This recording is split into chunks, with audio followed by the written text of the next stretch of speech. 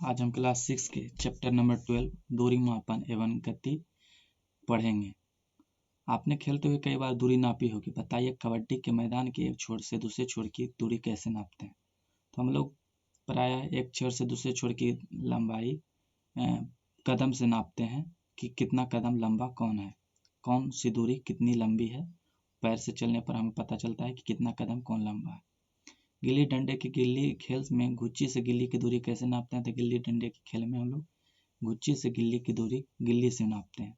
कुएं की गहराई कैसे नापते हैं। तो कुएं की गहराई हम रस्सी से मापते हैं। अपने स्वयं की लंबाई अब कैसे नापेंगे। तो हम अपने स्वयं की लंबाई फीते से नापते हैं, जो प्लास्टिक का फीता बना होता है उससे नापते हैं। बाजार में दुकानदार कपड़ा कैसे नापता है। बाजार में दुकानदार कपड़ा मीटर से नापता है। अमीन खेत की लंबाई चौड़ाई कैसे नापता है। तो अमीन खेत की लंबाई और चौड़ाई सिक्कड़ से मापता है।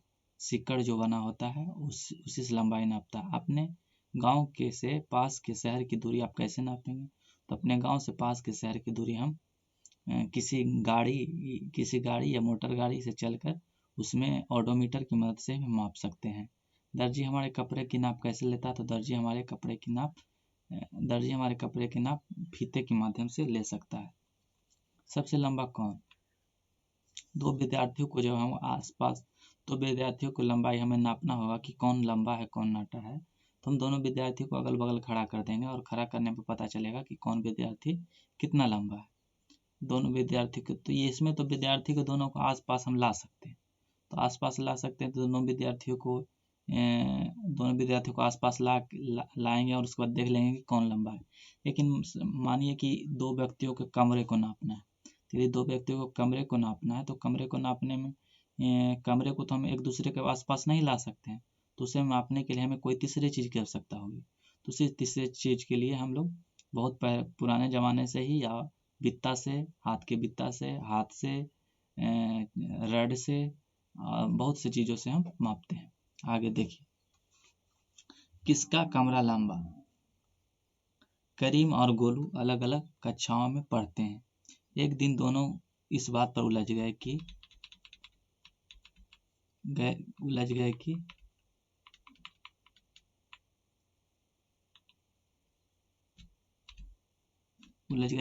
किसका कमरा लंबा है। तो बताएं कि पिछले प्रयोग की तरह क्या करीम और सवाना अपनी अपनी कक्षाओं के पास रखकर उनकी लंबाई की तुलना कर सकते हैं। तो ऐसा तो हो नहीं सकता है कि सवाना और करीम अपने अपने कक्षाओं के को पास में लाकर अपनी उनकी लंबाई को नाप पाएंगे, क्योंकि कमरा तो इधर उधर आता जाता नहीं, कमरा तो एक फिक्स जगह पर है। तो उन्होंने सोचा कि क्यों ना अतुल समान ढंग से चलते हुए पहले पता करें कि करीम की कक्षा की कमरा की लंबाई कितने कदम है। फिर वह इसी तरह सवाना की कक्षा की लंबाई नापकर पता करे कि उसकी कक्षा कितनी लंबी है। इस तरह दोनों कक्षाओं की लंबाई इस प्रकार निकली। यानी उस दोनों का लड़ाई का सॉल्यूशन कैसे निकला, उस दोनों की लड़ाई का हल कैसे निकला। तो उस दोनों का लड़ाई का हल इस तरह निकला कि कक्षा अतुल के कदमों से नाप लिया गया कि करीम की कक्षा की लंबाई कितनी है और सवाना की कक्षा की लंबाई कितना है। तो पाया गया कि करीम के कक्षा की लंबाई 23 कदम है और सवाना की कक्षा की लंबाई 20 कदम है। इससे यहाँ पर हमें यह दिखाया गया है कि जब कोई दो वस्तु है या कोई दो व्यक्ति हो को जब हम आस पास ले आते हैं तो उसकी लंबाई हम तुलना करके निकाल लेते हैं कि कौन लंबा है कौन छोटा है। लेकिन जब दोनों को हम पास नहीं ला सकते हैं तो क्या किया जाता है कि दोनों को नापने के लिए एक तीसरा चीज़ की जरूरत पड़ती है। वो तीसरा चीज़ की जरूरत पड़ती है और तीसरे चीज़ से हम पहले इसको नाप लेते हैं, पहले वस्तु को नाप लेते हैं, फिर दूसरे वस्तु को नाप लेते हैं। जैसे कि आपको किसी दो व्यक्ति के खेत को नापना आपके पास कुछ नहीं है। तो खेत को नापना है तो क्या कीजिएगा, पहले खेत के पटवन में ऐसे होता है कि खेत को नापने के लिए क्या करते हैं, तो खेत को नापने के लिए आप कदम से चलकर नाप लेते हैं कि किसका खेत कितना लंबा है। तो यहाँ पर दोनों का खेत को पास नहीं लाया जा सकता, इसलिए दोनों के खेत की लंबाई हम लोग कदम से चलकर नाप लेते हैं। जब दो वस्तुएं पास नहीं लाया जा सकती तब हम उनकी लंबाई की तुलना एक तीसरी वस्तु के पैमाने की सहायता से करते हैं। हम ये देखते हैं कि दोनों वस्तुएं इस तीसरी वस्तु की कितनी इकाइयों में है। यहाँ पर हम पता लगाते हैं कि दोनों वस्तुएं तीसरी वस्तु के कितने इकाई करना मतलब कितने गुना है। जैसे कि पहले अतुल के कदम करीम की कक्षा कितने गुने हैं, 23 गुना है। 23 कदम है यानी 23 गुना है, एक कदम के 23 गुना है, जबकि समाना कक्षा 20 कदम है। तो यही कहा जा रहा है कि कितने इकाई है यानी कितने गुना है। इस प्रयोग से वह तीसरी वस्तु पैमाना अतुल का कदम था।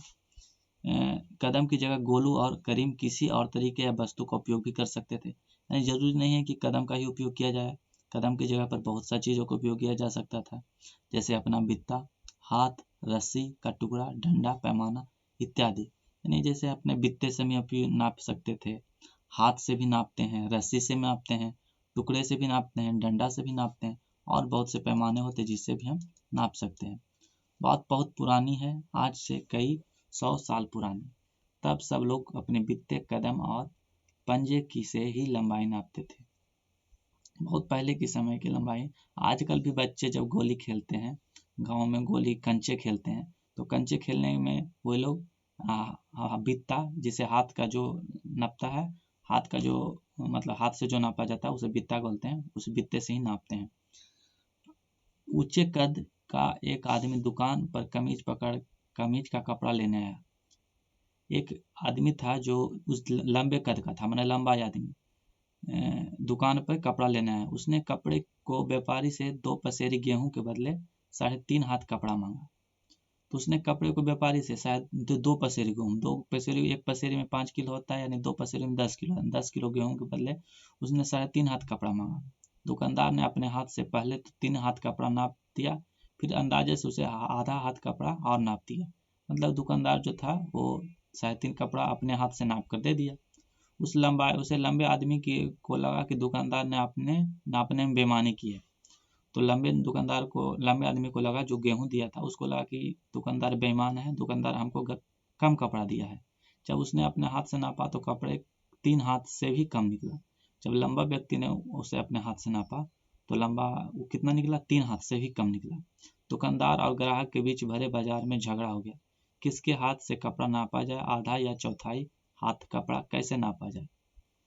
देखिए यहाँ पर क्या हुआ, जो बड़े कद का व्यक्ति होता है उसका हाथ बड़ा होता है, तो जब नापने के दौरान जब आप नापिएगा तो बड़े कद के व्यक्ति को जब हाथ से नापिएगा तो बड़ा नापेगा, जब छोटे कद के व्यक्ति को नापिएगा तो छोटा नापेगा। तो दोनों का हाथ तो बराबर कभी होता नहीं। तो एक का हाथ यदि 3.5 होगा तो दूसरे का हाथ उसके 4 या 5 के बराबर होगा।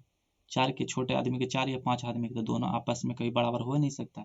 इसी बात पे दुकानदार और ग्राहक के बीच में विवाद बना हुआ था। दुनिया के कोने कोने में आए दिन इस बात पर झगड़ा होते रहते हैं, कहीं खेत की लंबाई को लेकर, कहीं रस्सी की लंबाई को लेकर, कहीं किसी के नाप को लेकर। अंत में लोगों ने तय किया कि एक निश्चित दूरी को पैमाना बना लिया जाए।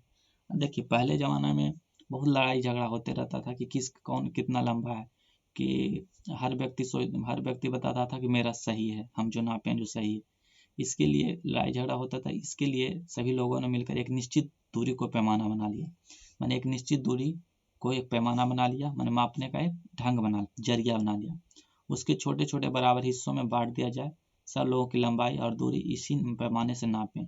इस पैमाने के बराबर लंबाई के ही लकड़ी या धातु को पैमाने भी बना लिए गए। मतलब एक पैमाने को मान लिया गया और इसी के बराबर लकड़ी के, धातु मतलब कि छड़ के, या तो आपके पीतल के, आपके हो गए स्टील के, इन सब से नाप होने लगा। उन्होंने लकड़ी या धातु के ही पैमाने क्यों बनाने, कपड़े या रबर को क्यों नहीं, आपस में चर्चा करें। तो लकड़ी या धातु के ही पैमाने क्यों बनाने, कपड़े या रबर के क्यों नहीं, क्योंकि लकड़ी या धातु के पैमाने जो होते हैं, पहली बात तो लकड़ी और धातु के पैमाने मजबूत होते हैं, और दूसरी बात ये लपते नहीं हैं और ये ज़्यादा दिन तक सुरक्षित रखे जा सकते हैं। जबकि कपड़े या रबर के जब पैमाने मापे जाएंगे तो कपड़ा पहली बात तो स्ट्रेट नहीं, मतलब कि वो हार्ड नहीं होता है, और हार्ड नहीं, रबड़ भी आपका लचीला होता है। तो लचीला होता है तो आप सही ढंग से उसको लगा नहीं पाइएगा, सही ढंग से आप नाप नहीं पाइएगा। इसलिए लकड़ी या धातु पैमाने का प्रयोग होने लगा। जैसे आप सोचिए, एक मीटर स्केल होता है, जो मीटर जिससे कि कपड़ा नापता है दुकानदार, उससे आप वो बना हुआ रहता है, लकड़ी का होता है या तो धातु का होता है। सपोज कीजिए कि वो कपड़ा या रबर का है, तो कपड़ा या रबर का तो रबर तो कभी लंबा हो जाएगा, कभी छोटा हो जाएगा। कपड़ा भी कभी कभी होता है घिंचा जाता है, तो उसकी लंबाई एक्यूरेट नहीं नापेगा, मतलब कुछ ज़्यादा या कुछ कम हो जाएगा। एक जगह पर लोगों ने अपने राजा के नाक से उसके हाथ के बीच की उंगली के छोर तक की लंबाई को 1 गज माना। मतलब कि एक जगह पर लोगों ने क्या किया कि राजा के नाक से उसके हाथ के बीच की अंगुली को छोर तक एक लंबाई को 1 गज माना। यहाँ से यहाँ तक 1 गज माना। 1 गज के 3 छोटे टुकड़े किए गए और उन्हें फुट कहा गया। 1 गज था, 1 गज के 3 छोटे छोटे टुकड़े गए, उसे फुट कहा गया। हर एक फुट को 12 बराबर भाग में किए गए और हर भाग को इंच कहा गया। यानी कि 1 गज में 3 फुट हुए, 3 फुट जो 1 फुट में 12 इंच से 1 फुट बना। इंच के और छोटे छोटे हिस्से किए 220 गज का 1 फरलांग बना गया। 220 गज को क्या बना दिया गया, 1 फरलांग बना दिया गया। 220 गज को 1 फरलांग बना दिया गया। दुनिया के अन्य देशों ने भी अपने अपने अलग अलग पैमाने तय किए। यानी ये तो भारत की बात है, और अलग अलग देश जो थे वो अलग अलग पैमाने तय किए। इससे लोगों को कुछ सहूलियत हुई। बस एक दिक्कत बाकी रह गई, क्या कि कई देशों के पैमाने अलग अलग होने लगे।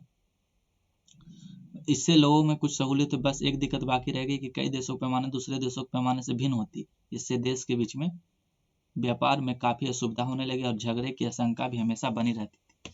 क्या हुआ कि एक देश में तो सब एक राजा के अंदर जो होता है वो उसका बात मानता है, तो क्या हुआ कि वो अपने हिसाब से गज, फुट, इंच ये सब फरलांग मानने लगा।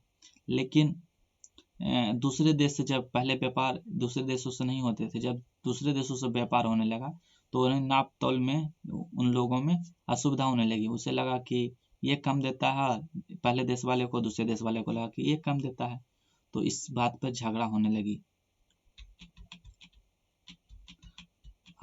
अतः यह तय किया गया कि फ्रांस नामक देश में रखी विशेष धातु की एक छड़ की लंबाई को 1 मीटर माना जाएगा। अब यह तय किया गया कि फ्रांस एक देश है जिसमें एक विशेष धातु की छड़ की लंबाई को 1 मीटर मान लिया जाएगा। 1 मीटर के 100 बराबर हिस्से किए गए। 1 मीटर के 100 बराबर हिस्से के उन्हें सेंटीमीटर कहा गया। हर सेंटीमीटर को 10 बराबर भागों में उन्हें मिलीमीटर कहा गया। वैसे तो अभी भी अलग अलग जगहों पर नापने की अलग अलग इकाइयाँ प्रचलित है, पर मीटर का मानक अंतर्राष्ट्रीय इकाई SI माना जाता है।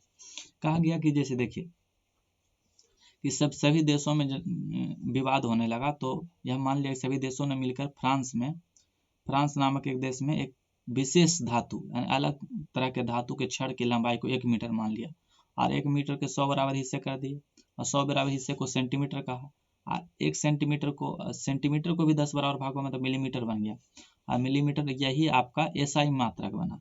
मीटर ही आपका SI मात्रक बना। SI मात्रक कहने का मतलब स्टैंडर्ड इंटरनेशनल यूनिट। तो अंतर्राष्ट्रीय इकाई international unit, SI unit, international unit. क्या बोल रहे हैं कि अंतर्राष्ट्रीय इकाई का मतलब हुआ कि इंटरनेशनल यूनिट का मतलब कि हर जगह माने जाने वाला इकाई। आपका पैमाना, आपने ज्यामिति बॉक्स के पैमाने को ध्यान से देखिए। आप ज्यामिति बॉक्स देखे होंगे, उसके पैमाने को ध्यान से देखिए। उस पर लंबाई नापने के निशान बने हुए हैं। पैमाने पर लिखे अंक सेंटीमीटर सेमी के माप में है। यानी पैमाने पर जो हम लोग का स्केल होता है उसमें सेंटीमीटर में लिखा हुआ है। हर एक सेंटीमीटर को 10 बराबर भागों में बांटा है। जो 1 सेंटीमीटर होता है उसको 10 बराबर भागों में बांटा गया। सेंटीमीटर का 10वां भाग को क्या कहा जाता है, मिलीमीटर। यानी 10 मिलीमीटर को मिलाने पर 1 सेंटीमीटर बनेगा। 10 मिलीमीटर को मिलाने पर क्या बनेगा, 1 सेंटीमीटर बनेगा। और 10 मिलीमीटर को मिलाने पर 1 सेंटीमीटर बनेगा और 100 सेंटीमीटर को मिलाने पर 100 सेंटीमीटर को मिलाने पर 1 मीटर बनेगा। एक पैमाना खुद बनाएं। आपको बोला जा रहा है कि आप एक पैमाना खुद बनाएं। खुद आप किस तरह से पैमाना बना सकते हैं। क्रियाकलाप 2, ग्राफ कॉपी पे दिए गए ग्राफ कागज की मोटी लाइन पर एक लंबी पट्टी खींचिए। कह रहा है कि ग्राफ कॉपी जो होता है हम लोगों का, उस पे दी गई ग्राफ कागज की मोटी लाइन पर से एक लंबी पट्टी खींचिए, काट लीजिए। लंबी पट्टी को क्या कीजिए, काट लीजिए। काटने के बाद इसके एक बड़े खाने में कितनी लंबाई है। अब 15 बड़े खाने गिनिए और उन पर 0 से लेकर 15 तक अंक लिखिए। आपका पैमाना बन गया। यानी कह रहा है कि आप ग्राफ पेपर को काट लीजिए और काटने के बाद उसको जो मोटी मोटी लाइन है उसमें 0 से लेकर 15 तक लिख दीजिए। 15 तक लिख दीजिएगा तो आपका पैमाना बन गया। अब आप इसे अपने विज्ञान कॉपी के ऊपरी सिरे पर चिपका कर इसका उपयोग कर सकते हैं। आप इसे विज्ञान की कॉपी पर चिपका कर हम इसका उपयोग कर सकते हैं। हम देखेंगे कि अब हमको दो नापना होगा छोटा भाग तो उससे नापेंगे 2 भाग, उससे बड़ा होगा तो 3 भाग, इसी तरह से नापेंगे। इससे एक बड़े खाने में कितने भाग हैं, क्या आप इसकी उपाय योग टेढ़ी मेढ़ी रेखाएं नापने के लिए भी कर सकते हैं। इसका उपयोग हम टेढ़ी मेढ़ी रेखा नापने के लिए, देखिए चित्र देखिए, दिमागी कसरत के लिए 12.6 में दिखाए गए 15 सेंटीमीटर के पैमाने को ध्यान से देखिए। यहाँ देखिए 0 सेंटीमीटर से लेकर 15 सेंटीमीटर तक बना हुआ है। और इसमें 1 सेंटीमीटर में कितने भाग, 1 सेंटीमीटर में कितने भाग किए गए हैं, तो इसमें 1 सेंटीमीटर में 10 भाग किए गए हैं। और 10 भाग किए गए तो 1 भाग हुआ जो 1 मिलीमीटर हुआ। इस एक छोटे भाग को क्या कहते हैं आपके द्वारा, तो इस एक छोटे भाग को मिलीमीटर कहते हैं। आपके द्वारा बनाए गए पैमाने में हर छोटा भाग कितने मिलीमीटर के बराबर है, इससे कम से कम कितनी लंबाई माप सकते हैं। किसी पैमाने में कम से कम मापी जा सकने वाली दूरी को उस पैमाने के अल्पतम माप कहते हैं। कह रहा है कि आप जो बनाए हैं उससे इस मीटर स्केल को नाप लीजिए कि कितना लंबा है, और उस तरह से आप तुलनात्मक अध्ययन कीजिए कि दोनों में तुलना कीजिए कि इसके उसके एक छोटे यूनिट इसके कितने यूनिट के बराबर है। मतलब उसका जो एक खाना तो था इसके कितने सेंटीमीटर या मिलीमीटर के बराबर है। किसी पैमाने से कम मापी जा सकने वाली दूरी को उस पैमाने के अल्पतम माप कहते हैं। किसी पैमाने के इस्तेमाल करने से पहले अल्पतम माप पता कर लेनी चाहिए। अल्पतम माप पता करने से यह पता चलता है कि हमें उसमें कितना छोटा से छोटा हम नाप सकते हैं। 1 मीटर के पैमाने के छड़ या फीता को देखिए। 1 मीटर में कितने सेंटीमीटर होते हैं, तो 1 मीटर में 100 सेंटीमीटर होते हैं। 1 सेंटीमीटर में कितने मिलीमीटर होते हैं, तो 1 सेंटीमीटर में 10 मिलीमीटर होते हैं। तब 1 मीटर में कितना मिलीमीटर होगा, तो 1 मीटर में जब 1 मीटर में आपका 1 मीटर में 100 सेंटीमीटर होता है, 100 सेंटीमीटर होता है, और आपका 1 सेंटीमीटर में 10 मिलीमीटर होता है, तो 1 मीटर में आपका 1000 मिलीमीटर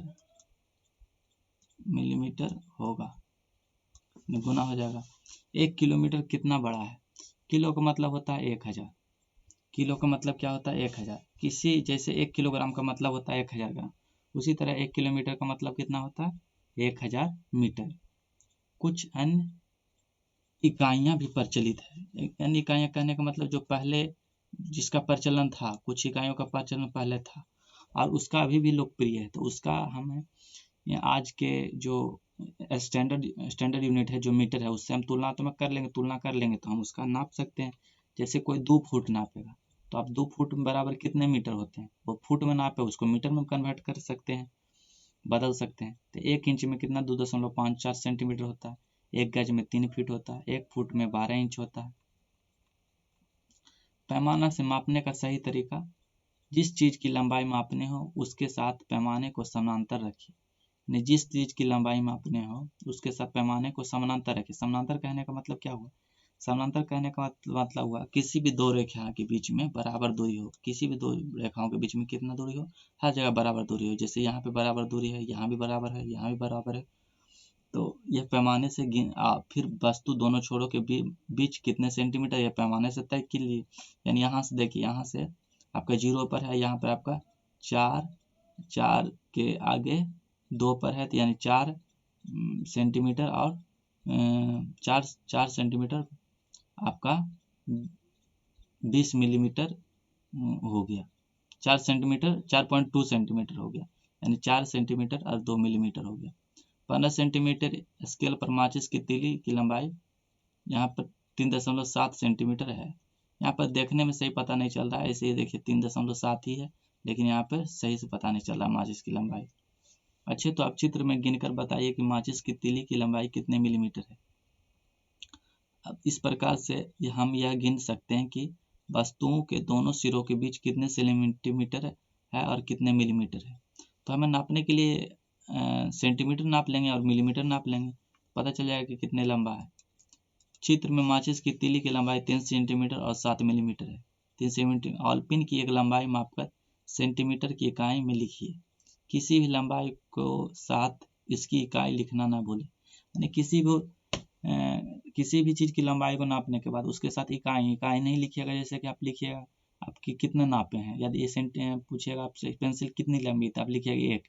एक क्या है, मीटर है, सेंटीमीटर है, क्या है, मिलीमीटर है, तो इससे साफ नहीं होता है। इसलिए हमें उसके अंत में इकाई जरूरी लिखना होता है कि अब मिलीमीटर में नापें, सेंटीमीटर में नापें या किलोमीटर में, किस में नापें।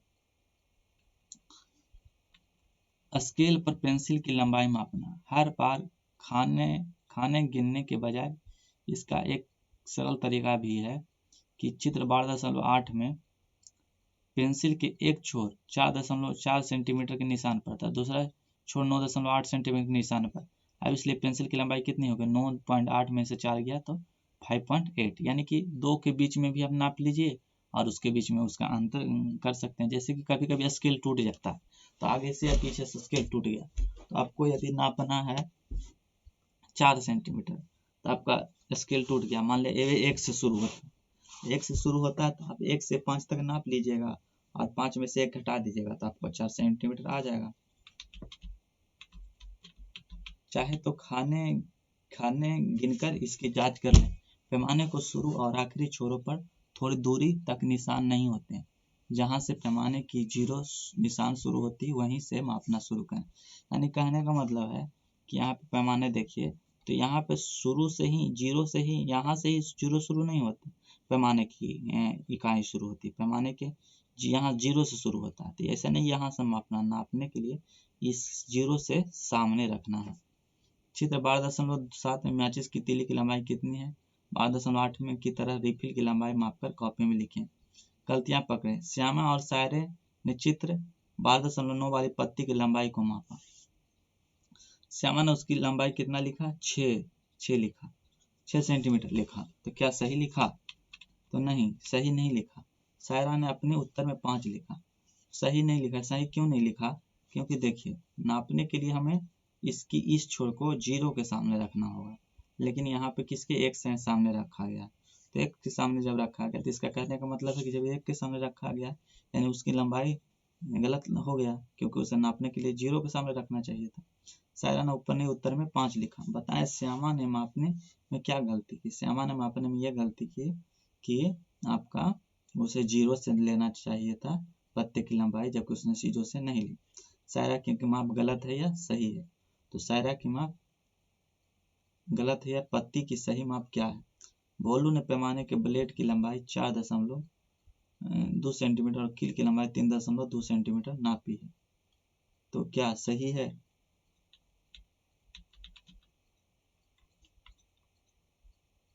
यहाँ भी देखिए गलत लग रहा है, क्योंकि यहाँ भी आपको 0 से लेना चाहिए था, लेकिन यहाँ भी 0 के पहले से लिया गया है, और यहाँ भी आपको इधर से भी नापना होता तो 15 से लेना होता, लेकिन यहाँ भी शुरू से ले लिया गया। यहाँ पर मीटर, यहाँ तो कुछ इसका पैमाना का कुछ दिया ही गया नहीं है, तो यहाँ पे कैसे नाप सकते हैं, ये भी गलत तरीके से नापा गया। अब पेंसिल की लंबाई का पैमाने से पढ़कर बताएं पेंसिल लंबाई ख पैमाने से भी पढ़ें। यानी क से भी नापना है, ख से भी नापना। चित्र 12.11 में आपने सीखा कि जिस वस्तु की लंबाई नापनी हो उसे पैमाने के समानांतर रखना चाहिए। यानी कि हमने सीखा कि जिस वस्तु की लंबाई नापनी हो उसे पैमाना जो होता है, पैमाना जो भी नापने का चीज़ होता है उसके हमें समानांतर रखना चाहिए। समानांतर रखने का करने का मतलब हुआ कि पेंसिल से और ये जो स्केल है दोनों के बीच में दूरी बराबर होना चाहिए। यहाँ पर तो बराबर है लेकिन इससे इसकी दूरी बराबर नहीं है, यानी ये तो समानांतर है लेकिन ये समानांतर नहीं है। सही माप के लिए क ख ग में कौन सी जगह ठीक है। अब तक आप समझ गए होंगे कि सही माप के लिए वस्तु, पैमाने और आँख की स्थितियों की अपनी अपनी महत्व है। आइए अब दूरी मापने का अभ्यास करें। यानी नापने के लिए आप इधर उधर से देखने के बजाय आपको सीधे रख कर देखना हो। लंबाई मापने की सही स्थिति किस तरीके में, ख में है। अब है अनुमान बताइए, अनुमान से बताइए कि आपकी पुस्तक की लंबाई कितनी है। पुस्तक की लंबाई, आप पुस्तक की लंबाई को पैमाने से मापें, आपका अनुमान कैसा निकला। यदि आप दोबारा कोशिश करेंगे तो शायद आपका अनुमान अधिक ठीक बैठेगा। यानी कहा जा रहा है कि पहले आपकी पुस्तक की लंबाई, आपकी जो पुस्तक है उसकी लंबाई नाप लीजिए, 1 बित्ता है, 1.5 बित्ता। उसके बाद उसको आप स्केल से नाप लीजिए, उससे पता चलेगा कि आपके स्केल से कितना लंबा है। इस तरह से आप फिर बाद में नापेंगे तो आपका बित्ता का नापने का साइज पता चल जाएगा कि आपका बित्ता कितना बड़ा है। और इसी तरह आप और भी जगह पर नाप पाइएगा तो आपका जो अनुमान रहेगा जो ठीक बैठेगा। इस बार अनुमान से पहले से अधिक ठीक है या नहीं, आइए एक बार फिर सही अनुमान लाने की कोशिश करते हैं। बार बार कोशिश करने से आपका अनुमान सुधर आता जा रहा है। किसी वक्र रेखा की लंबाई मापना। हमें किसी वक्र रेखा की लंबाई सीधे मीटर पैमाने का उपयोग कर के नहीं माप सकते। वक्र रेखा की लंबाई मापने के लिए हम धागे का उपयोग कर सकते हैं। माने वक्र रेखा, यदि किसी तरह इस तरह के रेखा है, मापना है, इस तरह की रेखा है, इसको मापना है, हमें इस तरह से मापना है, इस तरह की रेखा को, इसी तरह की रेखा को मापना है तो क्या होगा, इस तरह की रेखा को मापना है तो हम इस तरह से नहीं माप पाएंगे। क्योंकि देखिए अब इसको हम मापने के लिए क्या करेंगे, यहाँ से यहाँ इस तरह से धागा लगाएंगे और धागा लगाने के बाद देखेंगे कि जब धागा जितना लंबा उसको फिर स्केल से नाप लेंगे तो पता चल जाएगा कि कितना लंबा है। वक्र रेखा ए बी चित्र 12.13 की लंबाई 12.13 की लंबाई मापने के लिए किस धागे का उपयोग कीजिए, किसी धागे का उपयोग कीजिए। धागे के एक सिरे पर गांठ बांध दीजिए, इस गांठ के बिंदु ए पर रख दीजिए। आप धागे को अपनी अंगुली तथा अंगूठे द्वारा तना हुआ रखकर उसे छोटे भाग की रेखा के अंदर से रखिए। इस बिंदु पर अपने एक हाथ से धागे को थामिए, आप हाथ से थामिए, अपने दूसरे हाथ से धागे की ओर थोड़ा भागे को वक्र रख के अनुदिश फैलाइए और इस प्रकार को दोहराते हुए वक्र रेखा के बिंदु बी तक पहुंचिए। धागे के जो भी भाग बी पर है वहां एक चिन्ह अंकित कीजिए। अब उस धागे को मीटर पैमाने के अनुदिश फैलाइए। धागे के आरंभ में बंधी गांठ तथा इस पर बने अंतिम चिन्ह के बीच की लंबाई कितनी है। जैसे ये टेढ़ी वस्तु, ये टेढ़ा है, टेढ़ा रेखा, इसको नापना है तो क्या करना है, इसके नापने के लिए पहले यहाँ पर धागा का एक छोर ले लेते हैं, यहाँ पर एक क्या बोल दीजिए, गिट्ठा दे दीजिए। गिट्ठा कहने का मतलब है एक गिट्ठा दे दीजिए और गिट्ठा देने के बाद इसको जिस तरह से धागा गया उसी तरह से आप एक हाथ से दूसरे हाथ से पकड़ते पकड़ते उसी तरह से आप ले आइए और ले आते आप बी तक पहुंचे और फिर उसको हटा करके सीधे स्केल के सामने लगा दीजिए। इससे पता चल जाएगा कि आप कितनी दूरी कितनी लंबी है। यह सुनिश्चित करने के लिए हमें दूरियों तथा लंबाई की सही माप ले रहे हैं, बहुत सी सावधानियां बरतनी है। माप के लिए मानक युक्तियों तथा मापन परिणामों की व्यक्त करने के लिए कुछ मानक इकाइयां मात्रकों की आवश्यकता होती है। यानी अब माप तो लिए हैं लेकिन मापने को आप कैसे लिख सकते हैं कितना हुआ, तो उसको मापने के लिए हमें बहुत सा क्या होता है, मात्रक होता है। हमारे चारों ओर गतिशील वस्तुएं हमारे चारों ओर गतिशील वस्तुएं क्या है, उन वस्तुओं के बारे में सोचिए जो आपने हाल ही में देखी है। उनकी सूचना तालिका 12.2 बने। स्कूल का बस्ता, मच्छर, मेज, डेस्क पर बैठे व्यक्ति, इधर उधर जाते लोग, इसके अतिरिक्त तितलियां, कुत्ते, गाय, आपका हाथ, छोटा बच्चा, जल में मछली, घर, फैक्ट्री, पत्थर, घोड़ा, गेंद बल्ला, चलती रेलगाड़ी, सिलाई मशीन, दीवार, घड़ी, घड़ी की सुई भी हो सकती है। ऐसा ही लंबी सूची आप अपने कॉपी में बनाइए। यानी विराम में वस्तु कौन है और गतिशील में वस्तु कौन है। तो विराम में आप घर है आपका विराम में, पहाड़ भी विराम में है, आप कहिएगा तो मंदिर विराम में है। अब चलती उड़ती गतिशील वस्तु में है, घोड़ा हो गया, गधा हो गया, गाय हो गई, बकरी हो गई, बहुत सी चीज हो जाएंगी। इनमें से गतिशील कौन है और विराम में कौन है। आपको अपनी यश कैसे सुनिश्चित किया कि कोई वस्तु गति में है अथवा विराम में। तो कोई वस्तु गति में है अथवा विराम में, इसे सुनिश्चित करने के लिए हमें क्या करेंगे।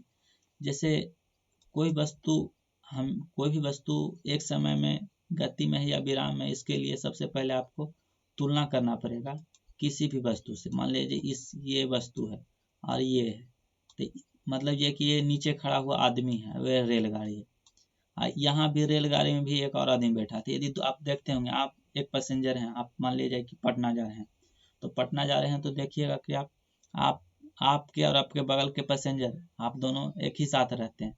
यदि साथ रहते हैं, दोनों एक बगल में बैठते हैं, तो आप दोनों, या तो आपके ट्रेन पर कोई व्यक्ति, तो आप दोनों विराम में, आपकी तुलना में वो व्यक्ति विराम में है। लेकिन यदि कोई व्यक्ति नीचे खड़ा है और आपको देख रहा है, तो उसकी तुलना में आप गति में है। यानी पहले तुलना किया जाता है कि किसकी तुलना में हम क्या देख रहे हैं। तो तुलना में हम जब किसी वस्तु की तुलना में हम समय के साथ अपना स्थिति में परिवर्तन करते हैं, जगह में परिवर्तन करते हैं, तो हम इसे क्या कहते हैं, इसे कहते हैं कि वह गति में है। जब परिवर्तन नहीं करता है तो उसे हम क्या कहते हैं, विराम में। आपने यह देखा होगा कि चिड़िया कुछ समय पश्चात पहले वाले स्थान पर दिखाई नहीं देती, जबकि मेज उसी स्थान पर रहता है। जैसे देखिए, कैसे पता कीजिएगा कि गति है। आप किस स्थान पर खड़े हैं, तो आप अपनी तुलना पहले चिड़िया से कीजिए। चिड़िया जो है कुछ देर के बाद आपको नहीं दिखेगी, लेकिन मेज उसी स्थान पर देखेगा। इस आधार पर आप यह सुनिश्चित किया होगा कि कोई वस्तु गति में है अथवा विराम में। इससे पता यह चला कि गति में है और विराम में। इससे पता चला कि चिड़िया जो है ये क्या है, गति में है, और मेज क्या है, जो विराम में। आइए हम किसी चींटी की गति को ध्यान से देखते हैं। फर्श पर कागज की एक बड़ी सी शीट फैलाकर इस पर कुछ चीनी रखिए। यानी फर्श पर एक कागज की फैलाकर उस पर कुछ चीनी रखी। चींटियों इस चीनी की ओर आकर्षित होगी तथा आप शीघ्र ही इस कागज की शीट पर बहुत सी चींटियों को रेंगते हुए देखेंगे।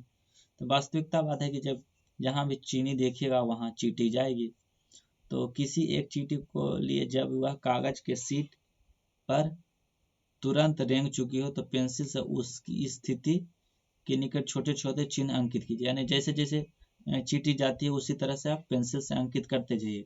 जैसे जैसे यह कागज पर रेंगती जाए, आप उस स्थितियों पर चिन्ह अंकित करते जाइए। कुछ समय के पश्चात कागज की शीट को इधर उधर हिलाकर इस पर चीनी एवं चींटी को हटा दीजिए।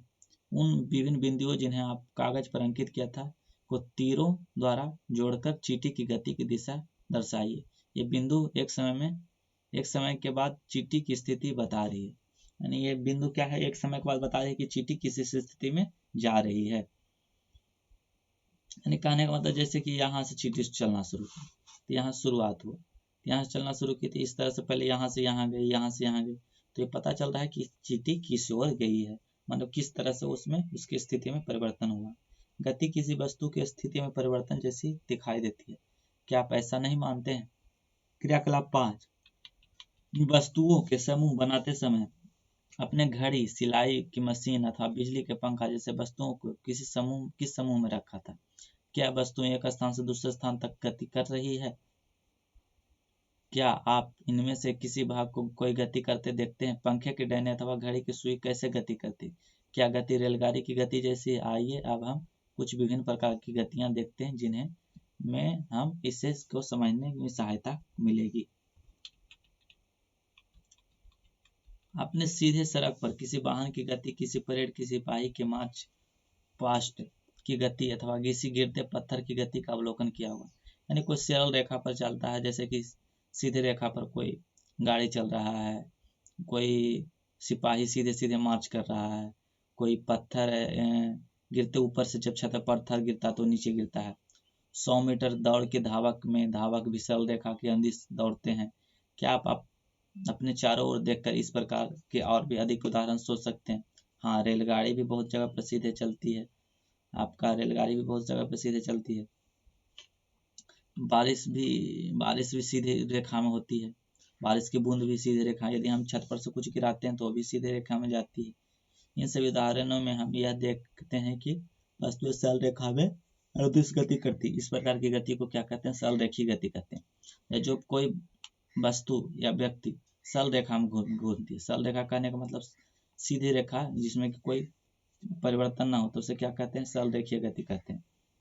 एक छोटा पत्थर लीजिए, ठीक है, एक छोटा पत्थर लीजिए, पत्थर को एक धागे में बांधिए और धागे को अपने हाथ में ऊपर करके इस तरह से घुमाइए कि देखिए इस तरह से घुमाना, इस तरह से, जो गांव में खेलते हैं ना, इस तरह से घुमाने के बाद यदि धागा को छेड़िएगा तो बहुत दूर तक जाती है। एक छोटा पत्थर इसे धागे इस तरह से, पृथ्वी पत्थर की गति को ध्यान से देखिए। हम देखते हैं कि पृथ्वी पत्थर वृत्तीय पथ पर गति करते हैं, यानी पत्थर यहाँ पर जो घूम रही है किस पथ पर? वृत्त के आकार में घूम रही है, यानी वृत्तीय आकार में। इसी कारण इसे हम क्या कहते हैं? इसी गति के दौरान पत्थर आपके हाथ से की दूरी समान है और पत्थर से हमारे हाथ की दूरी के समान है। इस प्रकार की गति को हम वर्तुल गति या घूर्णन गति कहते हैं। बिजली के पंखे या किसी घड़ी के सेकंड के सुई की गति वर्तुल गति का उदाहरण है। बिजली के पंखे या किसी घड़ी के सेकंड, ये भी वर्तुल गति के उदाहरण है। डोरी से बंधा हुआ वही पत्थर लीजिए जिसे आपने क्रियाकलाप के शुरू में उपयोग किया था। अब डोरी को अपनी उंगली से पकड़िए तथा पत्थर लटकने दीजिए। दूसरे हाथ से पत्थर के एक तरफ खींचिए और फिर स्वतंत्र गति करके छोड़ दीजिए। आप देखेंगे कि पत्थर छोड़े जाने पर वह एक छोर से दूसरे छोर तथा दूसरे छोर से पहले छोर तक एक निश्चित समय पर गति करता है। यानी कह रहा है कि आप एक हाथ से पकड़िए इसी छोर को, आज छोर को पकड़ने के बाद क्या है, एक छोर में क्या बांध देना है? छोर में एक पत्थर बांध देना है, कुछ बांध देना। जब इधर से इसको दाएं लाकर छोड़िएगा तो दाएं के बाद बीच से फिर बाएं जाता है, इस तरह वो चलता रहता है। इस प्रकार की गति को क्या कहते हैं? आवर्त गति कहते हैं। पत्थर के इधर से उधर डोलना, यानी पत्थर यहाँ से जा कहाँ रहा है? यहाँ से यहाँ, यहाँ से यहाँ, तो पत्थर को इधर से उधर डोलने की क्रिया को क्या कहते हैं? दोलन करना कहते हैं। तथा निश्चित समय में गति करते पत्थर को बार बार वापस आना इसका स्वभाव है। यानी कि ये धीरे धीरे ये जब गति करेगा तो पहले स्थान से निकलेगा फिर वापस आ जाएगा। किसी लोलक की गति, लोलक कहते हैं किसी लोलक की गति, जो पेंडुलम जो घड़ी में लगा हुआ रहता है उसे कहते हैं। वृक्ष की शाखाओं को इधर उधर लहराना, झूला, देखिए वृक्ष की शाखा जब इधर उधर लहराती है। झूला झूलते बच्चे की गति, गिटार की डोरियों की कंपन, बजते समय ढोलों अथवा तबलों की सतह की कंपन, ये सभी क्या है? आवर्त गति के उदाहरण है। आवर्त गति कहने का मतलब किसी निश्चित समय में अपनी स्थिति को फिर से दोहराती है, जिनमें वस्तु एक निश्चित समय में, निश्चित समयांतराल कहने का मतलब एक निश्चित समय में अपनी स्थिति को फिर से वह दोहराती है, तो उसे क्या कहते हैं? आवर्त गति कहते हैं। आवर्त गति के उदाहरण, अब क्या आपने क्रियाकलाप 5 में एक भाग के रूप में सिलाई की मशीन का अवलोकन किया? आपने ध्यान दिया होगा कि सिलाई की मशीन एक जगह पर स्थिर रहती है। जब उसका एक पहिया घूमता है तो उसमें एक सुई भी होती है जो जब तक एक पहिया घूमता है तब तक निरंतर ऊपर नीचे गति करती रहती है। क्या ऐसा नहीं होता कि यहाँ सुई आवर्त गति कर रही है परंतु सिलाई मशीन का पहिया अपने ही अक्ष पर घूमता है? इस गति को क्या कहते हैं? घूर्णन गति कहते हैं। सिलाई मशीन का जो पहिया अपने अक्ष पर घूमता है तो उसको क्या कहते हैं? घूर्णन गति कहते हैं। बॉल को भी आप एक ही जगह रखकर घुमाया होगा, उस समय बॉल को घूर्णन गति करती। जैसे यहाँ पे बॉल है, बॉल को आप इस तरह, बॉल है इस तरह का आपका बॉल है, बॉल को आपको यहीं रखे रहना, इसको इस तरह से आपको घुमाना है, या इस तरह से भी, मैंने इस डायरेक्शन से डायरेक्शन में घुमाना है और इसको एक जगह पर स्थिर रखना, तो उसको क्या कहते हैं? घूर्णन गति कहते हैं। जब एक ही स्थान पर अपनी स्थिति में परिवर्तन करते तो उसे क्या कहते हैं? घूर्णन गति। हमारे पृथ्वी भी अपने अक्ष पर घूमती है। पृथ्वी, हमको पता है कि पृथ्वी अपने अक्ष पर घूमती है, जिसके कारण दिन और रात होता है, वह भी उसे घूर्णन गति कहलाती है। तो जो दिन अपने घूमती है तो उसे हम क्या कहते हैं? घूर्णन गति कहते हैं।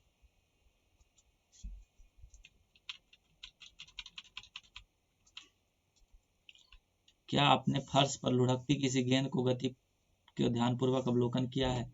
यहाँ गेंद फर्श पर लुढ़कती और घूर्णन करती हुई आगे की ओर बढ़ती है। यानी कि आप देखे होंगे जब फर्श पर गेंद लुढ़कती है तो गेंद घूमती भी है और आगे भी बढ़ती है, यानी कि अपने स्थान पर नाचती भी है और आगे भी बढ़ती है। तो नाचती है और आगे भी बढ़ती है, तो इससे कहने का मतलब हुआ जैसे लट्टू, लट्टू में भी इसी तरह से होता है, लट्टू अपनी जगह पर घूमती भी है और आगे भी बढ़ती है। तो इस प्रकार गेंद सरल रेखा गति के साथ, यानी सरल रेखा में भी जाती है और गति के साथ घूर्णन भी करती है। क्या आप ऐसा अन्य उदाहरण बता सकते हैं जिनमें वस्तु गति विभिन्न प्रकार की गतियों का संयोजन होता है? ये लट्टू में होता है, लट्टू में भी वही होता है। इस अध्याय में के अंतर्गत हमने बहुत से मापन क्रियाकलाप किए तथा कुछ प्रकार की गतियों के विषय में चर्चा की। हमने देखा कि समय के साथ स्थिति में परिवर्तन को गति कहते हैं। यानी गति किसे कहते हैं? समय के साथ, यानी कि मान लीजिए अभी 5 बज रहा है और 5 बज के 2 मिनट में जब नापें, आपको कोई यदि आपने पक्षी को देखा था, 5 बजे दिख रहा था, 5 बज के 2 मिनट में जब आपने देखा तो नहीं दिख रहा है, यानी 5 से 5 बज के 2 मिनट हुआ और 2 मिनट में पक्षी ने अपना स्थिति बदल दिया। तो जब कोई समय के साथ अपनी स्थिति में परिवर्तन करता है तो उसे हम क्या कहते हैं? गति कहते हैं। स्थिति में हुए परिवर्तन को हम दूरी मापन द्वारा ज्ञात कर सकते हैं। इससे हम यह जानकारी मिलती है कि कोई वस्तु कितनी धीमी अथवा तीव्र गति कर रही है। यानी समय के द्वारा हमें पता चलता है कि कोई वस्तु कितना धीमी या तीव्र गति से, जो शायद ज़्यादा समय लेगा तो यानी धीमी चल रही, कम समय लेगा यानी वो कम समय लग रहा है यानी तीव्र चल रही है। समय के अवलोकन के साथ साथ फर्श पर घोंघे के रेंगना, तितली के पुष्प से दूसरे पुष्प पर मंडराना, साइकिल के द्वारा तय की गई दूरी तय करना, रेलगाड़ी द्वारा दूरी तय करना इत्यादि में लगे समय के साथ तुलना कर उनकी गतियों की तुलना कर सकते हैं। जैसे आपको पता करना है कि आप साइकिल चलाते होंगे, तो साइकिल चलाने में आपको पता करना है कि आप कितना स्पीड से साइकिल चलाते हैं। तो मान लीजिए आप टाइम देख लीजिए कि आप मान लीजिए 5 बजे निकले या 4 बजे निकले। 4 बजे मान लीजिए निकले आप, 4 बजे निकले किसी गांव से और आप 5 बजे तक किसी शहर में पहुंच गया। मान लीजिए उस शहर की लंबाई है 16 किलोमीटर, तो 16 किलोमीटर है, तो आपको इससे पता चल गया कि आपने 1 घंटा में 16 किलोमीटर दूरी तय की। तो इसने आपका लंबाई कितना, आपका जो चाल हो गया कितना हो गया? 16 किलोमीटर प्रति घंटा, यानी आपका चाल हो गया 16 किलोमीटर 1 घंटे में। आपको स्कूल जाने में कितना समय लगेगा यदि आप पैदल चल रहे हो, दौड़कर जा रहे हो, साइकिल चला रहे हो, बस से जा रहे हो? तो इससे आपको पता चल जाएगा कि आप स्कूल से जाइएगा, पैदल जाएगा तो कितना समय लगेगा, दौड़कर जाएगा तो कितना समय लगेगा, साइकिल से जाइएगा तो कितना समय लगेगा, बस से जाइएगा तो कितना समय लगेगा। बताइए सबसे कम समय पहुँचने के लिए आप कैसे जाएंगे? सबसे समय पहुँचने के लिए तो हमें गाड़ी से जाना होगा। आपने रेलगाड़ी की सवारी तो की ही होगी। यदि उतनी ही दूरी पैदल तय करने पड़े तो कितना समय लगेगा? बहुत समय लगेगा। रेलगाड़ी तो बहुत स्पीड चलती है, वो 160 किलोमीटर प्रति घंटा, यानी 160 1 घंटा में 160 किलोमीटर चलती है। एक निश्चित, और उस 120 किलोमीटर प्रति घंटा, उसका कोई निश्चित नहीं है, लेकिन निश्चित नहीं है कि वो उतना ही चलती है, लेकिन वो हम लोगों से तेज चलती है। एक निश्चित समय में एक वस्तु जितनी दूरी तय करती है वह वस्तु की चाल कहलाती है। यानी एक निश्चित समय, मान लीजिए निश्चित समय वस्तु जितनी दूरी तय करती है उसे वस्तु क्या कहते हैं? चाल कहते हैं। बताएं आपकी चाल रेलगाड़ी से कम है या ज़्यादा? तो आप यही सोचिए, आप 1 घंटा में मान लीजिए 5 किलोमीटर जाइएगा तो आपकी चाल कितना होगा? 5 किलोमीटर प्रति घंटा। कोई 1 किलोमीटर में 20 किलोमीटर जाएगा, या 1 किलोमीटर गाड़ी 120 किलोमीटर जाता है तो उसकी चाल कितना? 120 किलोमीटर प्रति घंटा। तो आपकी चाल से क्या है? रेलगाड़ी की चाल क्या है? ज़्यादा है।